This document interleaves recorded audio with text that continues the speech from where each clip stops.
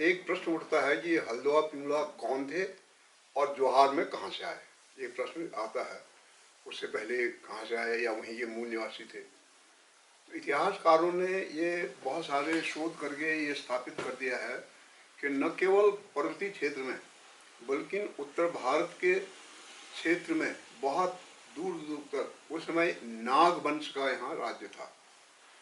उन नाग वंशियों का महाभारत में अगर आप पढ़ें तो जन्मेजय का जो नाग यज्ञ हुआ था उसमें सैकड़ों नागों का नाम आता है कि इतने नाग थे, और जन्मेजय यज्ञ में जो नाग भस्म हो गए उनका नाम भी आता है।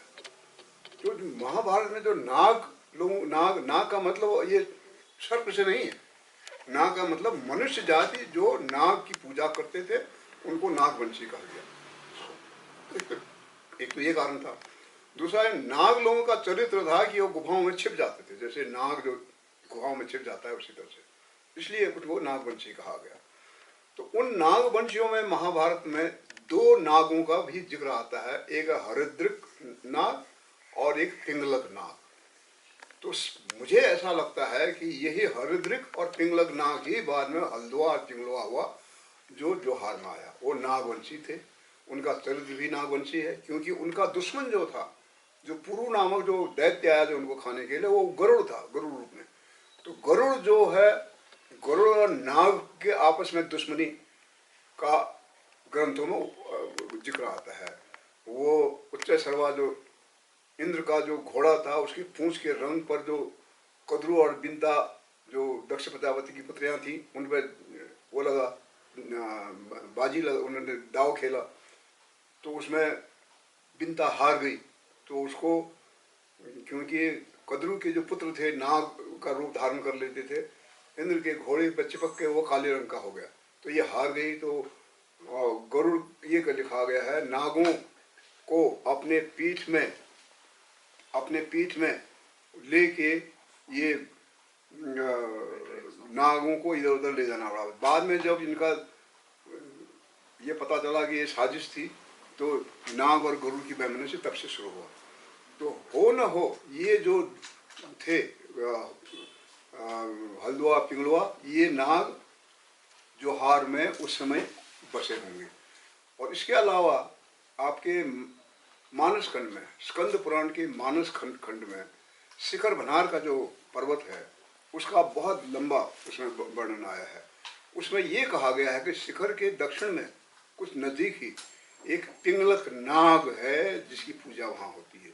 तो वो पिंगलक नाग निश्चित ही हल्द्वां पिंगलवा में जो पिंगलवा था उसी के वंशज रहे होंगे, क्योंकि जो एटकिंसन इत्यादि लोगों ने जो हल्द्वां पिंगलवा के बारे में लिखा है उनने ये लिखा है कि हल्द्वां का राज्य उत्तर की तरफ था, तिब्बत की तरफ, और पिंगलो का राज्य दक्षिण की तरफ था। तो दक्षिण का तरफ होने के नाते जोहार से लेके शिखर भनार तक हो सकता है उसमें पिंगलक नाग का राज्य रहा हो। तो यही पिंगलक जो नाग था उसी के जो उत्तराधिकारी थे, उसी के जो वंशज थे, वो लोग बचे हुए जो थे वो जोहार में रह गए। शायद मेरे अनुसार, मेरा अनुमान है, उन्हीं में से ये नागवंशी रहे हुए कि उनका चरित्र भी नागवंशियों की तरह आता है जो हल्द्वां पिंगलवा का।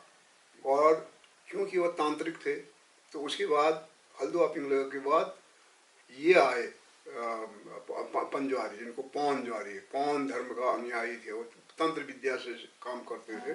तो वो आए जो पंजवारी के समय में, हल्द्वां पिंगलवा के समय में जो कहते हैं कि शाक्य लामा, लप्तल का शाक्य लामा ने अपने शिष्य को भेजा जिसने कि वो जो गरुड़ रूपी दैत्य था पुरु, उसका वध किया, वध करने के बाद उसको बसाया। उसको अगर आप देखें तो वो बिल्कुल तांत्रिक, उसमें लगता है कि तंत्र शास्त्र के आधार पर वो सब कुछ वहाँ हुआ, होने के बाद ही जोहार दोबारा बसा। तो ये सिंबॉलिक स्टोरी जो दी जाते हैं हल्द्वां पिंगलवा की, गरुड़ रूपी दैत्य की, ये उस समय के मानव जाति के आपस में जो संघर्ष हुआ उसको एक, क्योंकि उस जमाने में स्क्रिप्ट नहीं था, उस जमाने में लिखने की कोई परंपरा नहीं थी, इसलिए आने वाले वंशजों को बताने के लिए एक कहिए कि जागर के रूप में या एक लोकगीत के रूप में इस तरह से समझाने के लिए ये चीज़ें गढ़ी गई, ताकि हम उसको रिपीट करके याद कर सकेंगे तो पहले ऐसा हुआ था। तो निश्चित ही हल्दुआ पिंगलुआ जो थे उस काल के नागवंशी थे। उत्तर भारत में सभी नागवंशियों का राज्य था। उनकी संख्या बढ़ती गई तो आगे बढ़ते गए जगह जगह उन्होंने अपना राज्य स्थापित किया। और जोहार में सिकरवनार से लेके जोहार तक हल्दुआ पिंगलुआ नागवंशी लोगों का राज्य रहा होगा इस युग में। इसमें बहुत सारे नागों का जिक्र आता है, बेड़ी नाग, फेनी नाग, इतने किस्म के नागों का जिक्र आता है। बहुत लोगों ने लिखा है इसमें नागवंशियों का राज्य था और इसलिए ये बेड़ी नाग इत्यादि नाम आज भी सुना जाता है।